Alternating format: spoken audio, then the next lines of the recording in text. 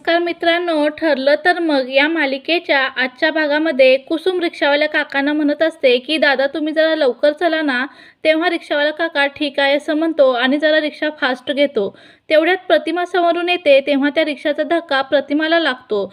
तर आता प्रतिमा खाली पडते तेव्हा आता सगळेजण खूप घाबरतात. कुसुम रिक्षातून खाली उतरून त्यांना विचारते की तुम्हाला काही झाले तर नाही ना. तर दुसरीकडे सायलीची तब्येत खूपच खालावलेली असते आणि तिकडे सर्वजण जमलेले असतात आणि रिक्षावाल्या काकांना खूप काही बोलू लागतात. तर तुझे डोळे काय फुटले होते का? तेव्हा ते काका म्हणतात की मी व्यवस्थितच चाललो होतो, त्या बाई मध्ये आल्या. तर प्रतिमा आता पुढे होते आणि त्या माणसांना बाजूला करते. प्लीज त्यांना काही बोलू नका, मला काहीही झालेलं नाही असं सांगते. ती असं बोलतात सर्व लोक तिथून निघून जातात. तर आता ती सुद्धा जायला निघते तेव्हा कुसुम तिला विचारते तुम्हाला काही लागलं तर नाही ना. तेव्हा ती सांगते काहीच लागलं नाही, जरासं हाताला जखम झालेली आहे. तर कुसुम म्हणते प्लीज तुम्ही माझ्याबरोबर हॉस्पिटलमध्ये चला, कारण मी तुम्हाला हाताला बँडेज करून देते. तर आता प्रतिमा म्हणते त्याची काही गरज नाही. ते पाहून आता कुसुम म्हणते प्लीज अहो ताई, तुम्हाला जर मी मदत केली नाही तर माझं मन मला खात राहील आणि त्यातल्या त्यात माझी बहीण सायली ही हॉस्पिटलमध्ये आहे. तुम्ही प्लीज माझ्याबरोबर चला. अहो तुम्हाला जर मदत केली तर माझ्या सायलीचा जीव वाचू शकतो. तुम्ही चला प्लीज असं म्हणते. तुमचं औषध पाणी मी करून देते. प्लीज मला तुमचं तुमचं पुण्य मला कमवू दे. हे पुण्य कदाचित माझ्या कामी येईल. ज्या प्रकारे माझ्यावर आज संकट आलेलं आहे. तर प्रतिमा आता इशारानेच म्हणते की काहीही होणार नाही तिला, हे आता सर्व काही ठीक होईल.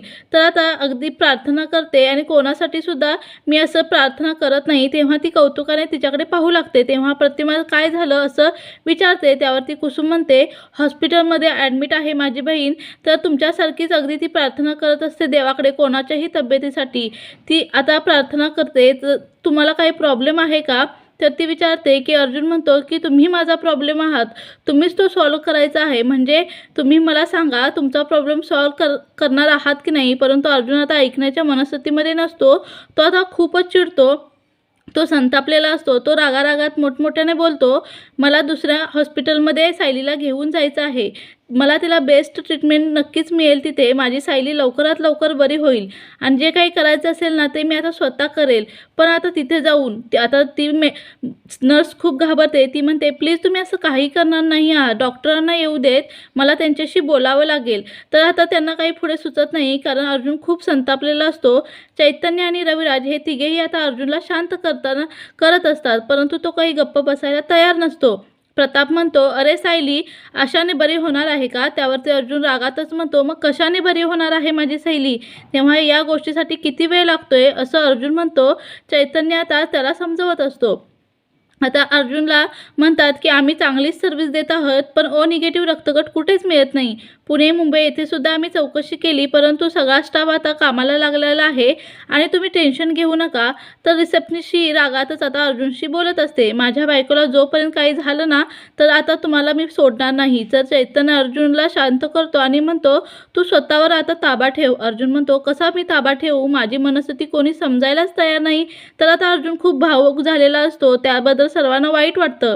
तेवढ्यात अश्विन तेथे येतो आणि म्हणतो दादा इथे सायली बहिणीला अगदी बेस्ट ट्रीटमेंट मिळते, तू काळजी नको करू. अश्विन म्हणतो बेंगलोरला आम्ही ब्लड बँकची विचारपूस केली आहे आणि 3 तासामध्ये ब्लड आता इथे पोहोचणार आहे. अर्जुन म्हणतो ठीक आहे, पण सायलीकडे 3 तास आहेत का? अश्विन म्हणतो ते आमच्यावर सोड आणि जरा मोठ्यानेच त्याच्याशी बोलतो. अर्जुन आता शांत राहतो.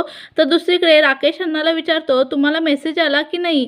तर आता सायली मेली म्हणून तर अजूनही काही मेसेज आला नाही असं अण्णा म्हणतो. तेवढ्यात नागराज त्या मोबाईलवर फोन येतो सर्वांना. तर तो सांगत असतो की तुम्हाला काही समजलं का? वाईट बातमी आहे ते. नागराज म्हणतो नाही ग, तुला काही समजलं का? तर ते खूप इम्पॉर्टंट होतं. त्यावरती सायलीला अटॅक झाला आहे आणि नागराज ॲक्टिंग करतो की खरंच अगं कुठे कसं मला काही समजलंच नाही, उगाचच तो आता नाटक करतो. पण रविराज भाऊजी देखील आता तिकडेच गेले आहेत असं कुसुम सांगते.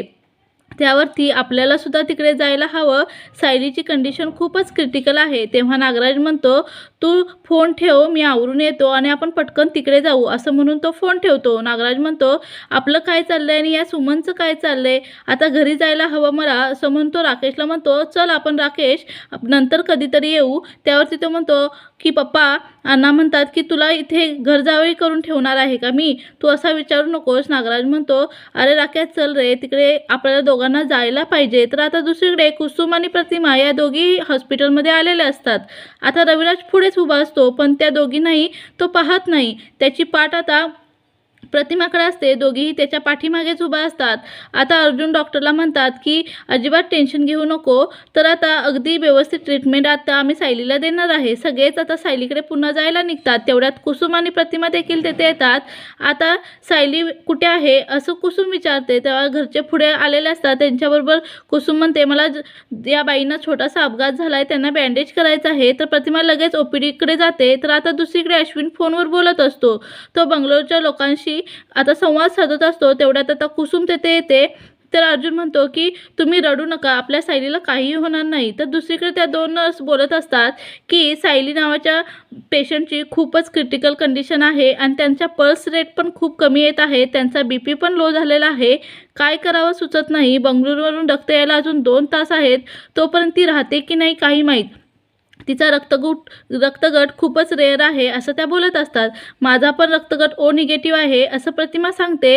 तर आता ती डॉक्टरला आता सांगते की या बाईंचा पण रक्तगट O निगेटिव्ह आहेत आणि ते आपल्याला रक्त देतो असं म्हणत आहेत. तेव्हा अर्जुनला आता त्या सांगत असतात. अर्जुन इकडे तिकडे पाहत असतो. नक्की डॉक्टर का पळत आहेत हे त्यांना कळत नसतं. त्यांच्या हालचाली पाहून आता अर्जुनला काही सुचत नाही काय करावं. तर कल्पना खूपच रडू लागते.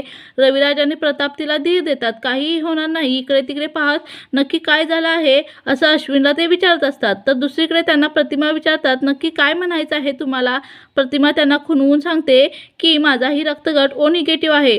तर माझा रक्तगट आणि तिचा मिळतो का, मॅच होतो का ते पहा. मी त्यांना मदत करायला तयार आहे. तर ती नर्स म्हणते की खरंच खूप चांगलं होईल, कारण त्या मुलीचे घरचे खूप टेन्शनमध्ये आहेत आणि मला ते पाहवत नाही. तर प्रतिमा आता आपलं रक्त देते. तर आता मित्रांनो, पुढील भागामध्ये अर्जुन बाप्पासमोर हात जोडतो.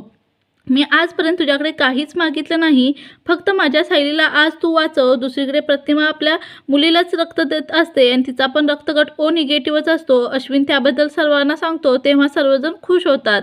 तर आता मित्रांनो, पुढील भागामध्ये नक्की काय होणार हे पाहणं खूपच इंटरेस्टिंग ठरेल. तर मालिकांचे पुढील अपडेट्स पाहण्यासाठी चॅनेलला नक्की सबस्क्राईब करा. धन्यवाद.